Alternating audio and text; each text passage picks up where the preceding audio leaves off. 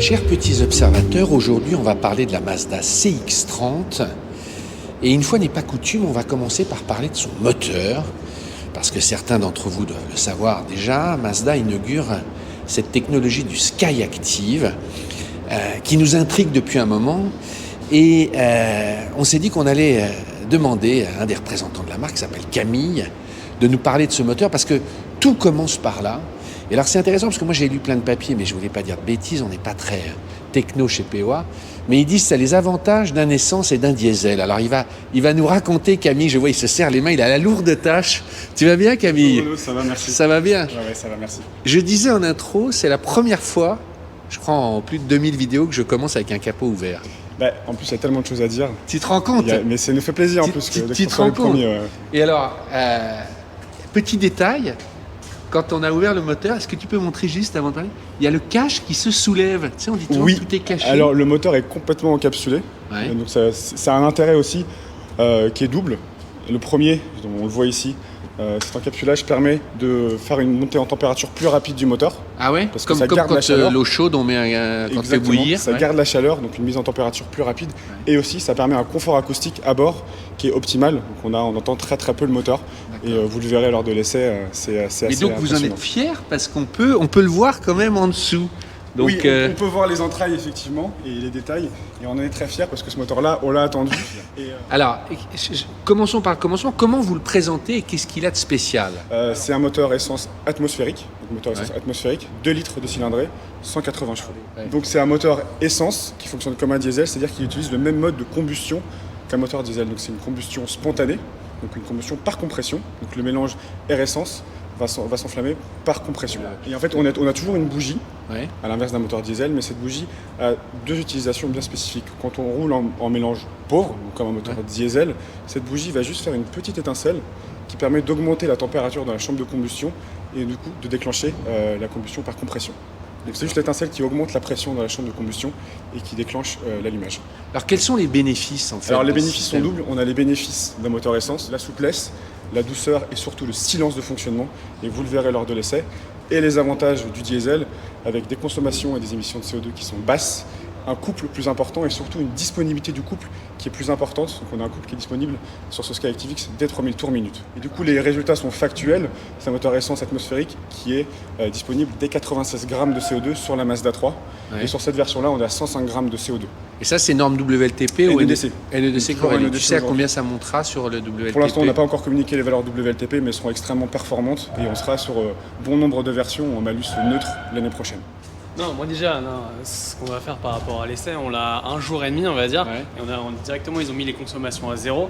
Donc je suis curieux de voir en gros, parce qu'on va faire des tournages cet après-midi, on va rouler ce soir, on va être dans Paris, on va faire un peu d'autoroute, il y aura vraiment de l'usage mixte. Et en gros demain, c'est quand on va vous la rendre, combien elle va être en conso. Moi je suis curieux de voir ça. Alors sur un jour et demi, c'est un peu short aussi. Ce qui est bien, c'est qu'on l'a pas quand même 2 heures, parce que des fois il y a des essais, on a qu'une voiture 2 heures. Là on a il y aura un petit peu de mix, donc c'est quand même intéressant de voir. Là, moi, je suis bluffé parce que tu peux pique-niquer quand même là. T'as vu, ça te fait une. T'as la lame à couper le jambon.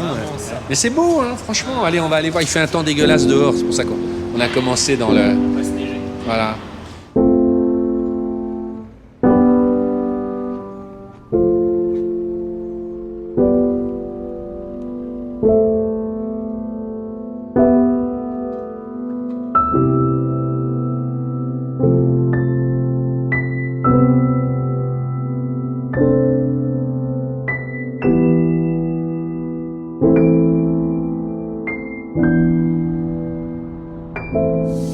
Je sais pas si on entend le. Ah mais regarde. Ah ouais, le bruit. Faut mettre le micro surtout, mais j'ai l'impression de caresser des bas de soie. C'est vraiment il y a. On dirait de l'ASMR, c'est les trucs. Ouais. Je suis bluffé. Alors ça fait 2 fois que je dis ça entre la 208 et. Mais je trouve que là on commence à arriver à une maîtrise. Ça fait plusieurs années que tu montes dans des voitures, tu sentais que ça tâtonnait. Là, je trouve que ce qu'on disait tout à l'heure en marchant aussi, mais on voit leur progrès, on voit leur... t'as vraiment quelque chose entre les mains. C'est bien construit, c'est beau, et c'est tout de suite fluide, quoi. Je suis assez... même la visée tête haute, la façon dont ils intègrent l'écran, la façon dont... franchement, c'est du beau boulot. Il y a de la maîtrise, quoi. Je trouve que, tu vois, toutes ces parties-là, etc. Mais tout est au service de tout. T'es en carburant, t'es en bas. C'est-à-dire que je suis en compression. C'est pas les bougies. Ah, là, ça vient de changer. Là, il y a micro-hybridation. Ouais, il faut aller le chercher. Attention, véhicule arrêté sur la route. Là, t'as vu, t'as accéléré, il s'est mis le truc en rouge. C'est-à-dire que quand c'est rouge, j'utilise... Quand c'est rouge, en fait, c'est comme une voiture normale, en quelque sorte. Et quand c'est vert, là, en fait, tu consommes moins et t'es en mélange pauvre, en quelque sorte, comme disait Camille. Mais c'est quoi un mélange pauvre, en fait? C'est moins d'essence ou c'est une essence moins chargée? Parce que c'est la même essence. Mais c'est pour ça que je lui posais la question par rapport aux injecteurs. Je pense qu'en fait, les injecteurs, ça injecte un peu moins d'essence. Je sais pas. Hein. D'ailleurs, si vous en savez plus dans les commentaires encore, dites-le nous. Mais non, parce qu'il peut pas régler le taux d'octane. Ah non, on est bien d'accord. Donc, je pense que c'est au niveau des injecteurs, tu vois, il doit le gérer différemment. Ou à cause de cette fameuse bougie. Je vais remettre le GPS, sinon il va... Et un dernier détail, c'est que tu peux avoir cette voiture en 4 roues motrices. Très peu de gens le prendront, mais moi, il y a un côté qui me frappe aussi, c'est que je trouve que la marque, elle devient de plus en plus subtile et elle devient de plus en plus luxe.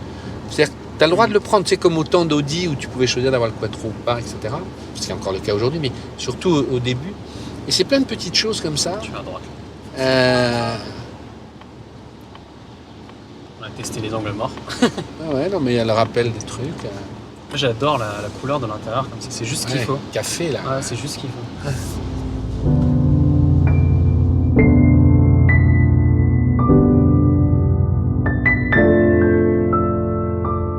Bon, Julien. Bon. Tu pleures depuis tout à l'heure. Ah là là, c'est pas... Tu m'as dit un truc brillant. Ah, ça arrive. Tu m'as dit que ça serait une voiture normale. On m'aurait pas fait tout le tintouin, je trouverais qu'elle consomme pas beaucoup. Ouais. Parce qu'on est à 6,3. Ouais, là c'est sur ce trajet. Et là, je soigne la consommation comme pas possible. J'en suis vraiment presque chiant, je roule vraiment doucement. Et j'arrive pas à faire des trucs extraordinaires. Après, quand tu remets les choses en place, c'est ce que j'ai dit. Tu vois, là je suis à 6,3 litres. On a quand même une voiture qui a un petit SUV compact, mais un peu plus grand qu'un CX-3 quand même, entre un CX-3 et un CX-5. Si tu remets ça, tu te dis, et si je faisais 6,3 litres, en fait je serais hyper content. Mais c'est qu'on m'a tellement mis en tête que j'allais faire encore plus bas que voilà. C'est sûr que si tu conduis sans arrêt en 6e à 1500 tours pour faire du 5 litres, c'est hyper chiant en fait. C'est une voiture, grâce à sa boîte manuelle, déjà comme on avait vu avec la berline, tu as envie un peu de la cravacher, de monter dans les tours. Et effectivement, à ce moment-là, elle perd peut-être de l'intérêt de sa promesse. Un quart d'heure plus tard, après, il a le sourire. Là, il a le sourire du 5 litres 7. Non, mais en fait, c'est hyper drôle parce que c'est un des premiers trucs que tu dis. En guillemets, c'est essence et diesel à la fois, même si tu mets que de l'essence dedans. Mais dans la combustion et le taux de compression, c'est encore baissé. Là, tu vois, je suis à 5 litres 6. Et effectivement, là, on est sur une route où j'oscille entre 85 et 110 depuis avant. Je suis en régulateur adaptatif, je suis en 6e, je ne change pas. Voilà, j'essaie vraiment de. Et là, depuis avant, la conso fait que de baisser. Et là, tu as l'impression effectivement d'avoir un diesel. Parce que le truc, il ronronne, tu sens rien du tout. Tu as l'impression que tu peux aller faire beaucoup de kilomètres et ta conso, elle fait que de baisser. Tandis que d'habitude, c'est l'inverse. Sur un essence, en mode autoroutière, tu peux aller très très vite. Surtout, faut pas oublier qu'on a quand même si tu les sens pas avant 3000 tours, on a quand même 180 chevaux. C'est pas une voiture de 110 ou 115 ou 120 chevaux. Quoi. Et 5 litres 5, tu vois. Ah, je suis content là. Tu vois? Mec, oui, il faut pas lui sourire, voilà, il est content. Mesdames, vous lui envoyez des messages en disant petite quoi qu'il conso. fera du 4 litres. Et là, voilà. Là j'y vais.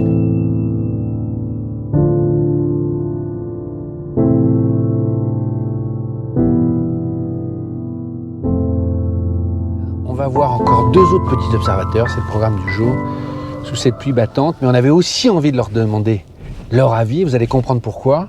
Parce qu'il y a Paul qui roule en MX-5 et il y a Vincent qui roule en Nissan Cube. C'est très japonais, on avait tout le monde sous le coude et on s'est dit qu'on allait aussi leur demander leur avis sur la voiture. Regardez, ils sont grands, ils sont sous la pluie, c'est formidable. Gentlemen, rapprochez-vous. Là, on dirait les 7 mercenaires, les gars. Vous faites peur sous la pluie comme ça. Ça va, Paul? Oui, très bien. On s'était vu cet été. C'est toi qui le dis, voilà. Et donc, tu vois, je ne mens pas, je roule bien en novembre avec la Mazda. Mais je vois. Vincent, bonjour Vincent. Bonjour. Toi, tu roules en Nissan Cube. En Cube, ouais. Voilà. Et bon, je ne représente pas Laurent et Aurélien, on est venus avec toute la fratrie japonaise, mais gentlemen, cette voiture est à vous. Moi, il faut préciser que j'aime pas les SUV à la base. Et je trouve qu'il est pas mal. Il a une ligne dynamique. Mais il fait pas trop SUV. Oui, c'est ça qui est bien justement. Et l'intérieur, je suis juste bluffé quoi. Ah ouais? Ah oui, c'est impressionnant, c'est magnifique. C'est dommage, Cédric Fréhour est pas là. Mais... là, on est au niveau d'Audi là. Vas-y. On est au niveau d'Audi. Pardon. Et qu'est-ce qui te... Alors le volant, je retrouve la même chose que sur la mienne, c'est-à-dire avec le petit rond central. Ça c'est super ça. La caméra, c'est génial. Il y a une caméra qui regarde devant, c'est ça? Ouais. Devant, derrière. Elles sont de bonne qualité d'ailleurs. Elles sont de bonne qualité. Elles sont de bonne qualité. C'est luxueux quoi. C'est là c'est du plastique, j'imagine laqué, mais c'est magnifique. Si tu regardes de près, il est en fait à la lumière, en fait, il y a presque comme une finition carbone en dessous. Ouais. Non, on est tous bluffés, je dois dire. C'est impressionnant. Alors moi j'ai une question que je pose à la communauté. Voilà, ça fait très. Non mais parce que là ils ont. Qu'est-ce que vous pensez des plastiques noirs qui sont très proéminents, qui couvrent comme dans les R25 dans le temps, et qui couvrent aussi l'arche de façon très imposante. Là, sur un ton foncé, on le voit moins, mais c'est très imposant, oui. Moi, je trouve que ça allège la ligne, assez curieusement, parce que sinon, ça ferait des ailes très épaisses. Et là, en fait, ça fait penser un peu à l'ID Buggy, tu sais, où il y a l'espèce de baignoire et puis en dessous le plastique noir, un peu, ça dynamise un peu la ligne. Honnêtement. Partagé, Aurélien, non, il est sceptique lui. Non, moi je. C'est après 90. Méfie-toi, t'as le droit de dire. Non, je pense que c'est peut-être une bonne idée pour aussi avoir des jantes un peu plus petites. Et ça permet d'éviter d'avoir des jantes en 20-21 pouces sur une voiture quand même assez compacte. Donc ça permet d'avoir des grosses arches et des plus petits trous. Julien, il est gelé, mais il a envie de parler. Non, mais c'est la différence aussi, je pense, beaucoup de la CX-3 et CX-5. Parce que CX-3, CX-5, t'as pas ça. Et effectivement, la 3 est un peu plus petite, la 5 un peu plus grande. Mais si tu connais pas trop, tu peux t'y méprendre. Et ce truc-là, c'est la grosse différence en fait que t'as entre la 3 et ah oui, d'accord. Quand tu mets en marche arrière, elle recule. D'accord, j'ai compris. Mais t'as plus besoin de pare-brise en fait, tu conduis à la caméra. Ouais. Moi j'aime bien passer les vitesses, avoir un peu mal au dos. J'aime bien le bruit, j'aime bien quand ça vibre. Et j'aime bien quand il n'y a rien sur mon tableau de bord. Alors ça veut dire que ça t'aimes bien du coup ou ça vibre pas? En fait, il n'y a pas grand chose de ce que j'aime, mais c'est super agréable. Si ce que j'aime c'est quand il n'y a rien, c'est épuré et là c'est épuré. J'avais pas vu le retour de compteur sur le volant, sur le pare-brise. Ah moi je la vois. Ouais, mais il faut être dans l'axe. Voilà, elle donne les indications de vitesse sur le bord de la route. Mamma mia, je vais aimer les nouvelles voitures moi quoi. Aurélien, tu ressens quoi là? On est plutôt bien installé. La garde au toit, elle est quand même assez. La ligne est assez fuyante, mais il y a quand même assez de place. Derrière, c'est dur. Ah ouais? Ah oui, c'est pas conforme à mon idée du SUV, dans le sens où c'est dur en suspension. Et c'est pas logique. Entre guillemets. Devant, c'est moins. Devant, la banquette aussi. Oui, non, c'est l'amortissement. Ah, l'amortissement. La banquette, ça va. Mais l'amortissement, on sent que. Alors, ça fait bizarre de dire ça d'un mec qui a une MX-5, mais bon, c'est dur à l'arrière.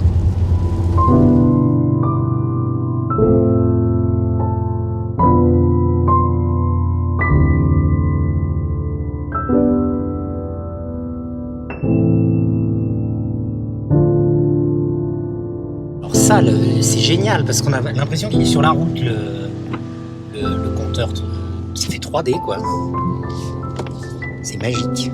On retrouve la précision des boîtes, c'est verrouillage précis. Sur le verrouillage très précis de la boîte. Et sur la direction? Non, c'est moins, c'est bien. Mais c'est une voiture, c'est normal, c'est une voiture familiale, on va dire. Mais c'est bien, franchement. 5000 km là. Sans problème. Là, tu rentres à Annemasse sans problème là. Ouais. Pas fatigué, rien. C'est ça. Ouais, alors moi je trouve le fauteuil de la Figaro plus moelleux. Plus moelleux. Alors là, je remonte. Tu peux aller un petit peu au bout, à moins que tu veuilles qu'on te dépose, Vincent. Je préférerais. Là, on est à 7 litres 8. Okay. Alors, on est censé être en dessous des 5 litres. Ah, on va tuer la conso de Julien. De Julien. On est monté à 14-12 là. On a fait bien. Ouais. Bon, enfin, en tout cas, nous, on va continuer. C'était une prise en main. On va continuer. On va aller conduire.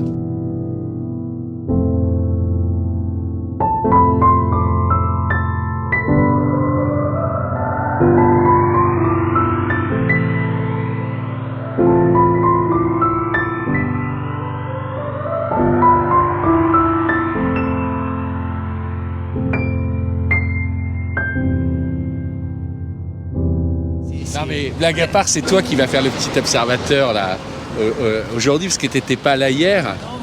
Non mais en revanche, le tour de force de cette voiture, c'est effectivement son moteur. Je pense que vous avez dû en parler des heures.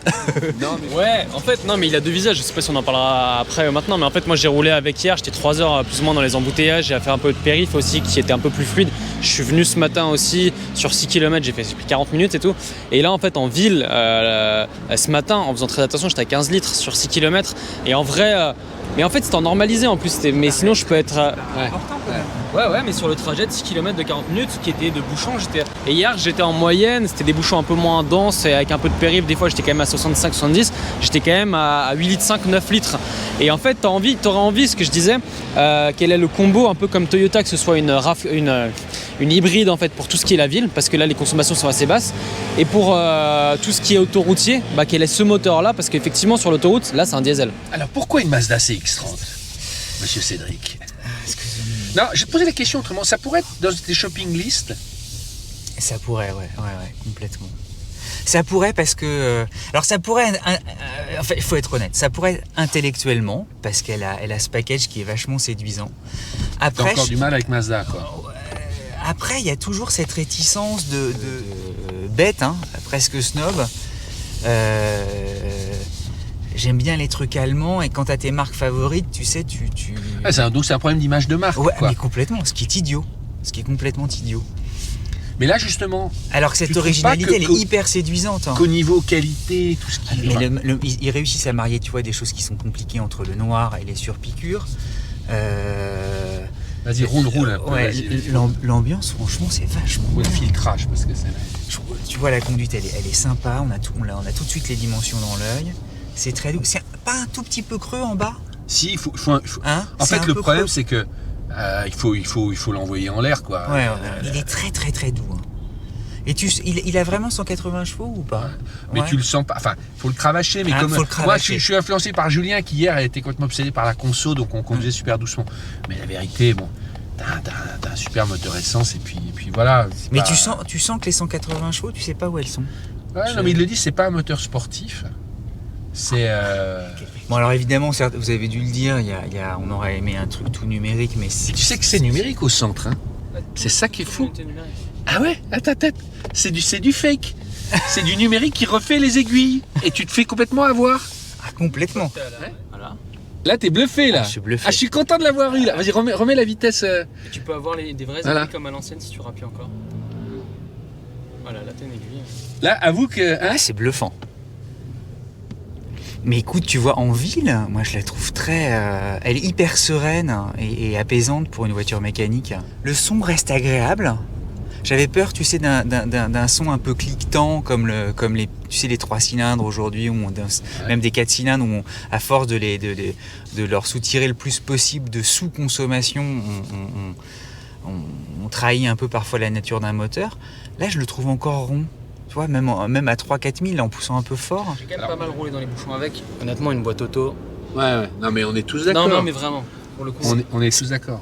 Parce que c'est ce qu'on se disait. Non, mais là, tu viens de te faire l'horreur parisienne entre hier et... Il n'y a pas de débat. Ça sert à rien la voiture dans la ville. Le propos, c'était de dire que justement, pour une boîte mécanique, je trouve que le mariage et tu vois, l'embrayage... Et surtout, en dessous de 2000 tours, elle fait pas un bruit, cette voiture. C'est d'une grande douceur, quoi. Mais si c'est la fin de la vidéo, juste tu vois sur les 150 km qu'on a fait depuis hier, on est à 8 litres 8. 8 litres 8 avec de sérieux embouteillages. Ouais, mais avec aussi de la consommation, j'ai fait très attention, j'étais à 5 litres, tu vois. Donc Merci monsieur le Premier ministre. Merci petit observateur Cédric. D'avoir fait... On se retrouve pour de prochaines aventures. Merci d'être venu de l'Isère.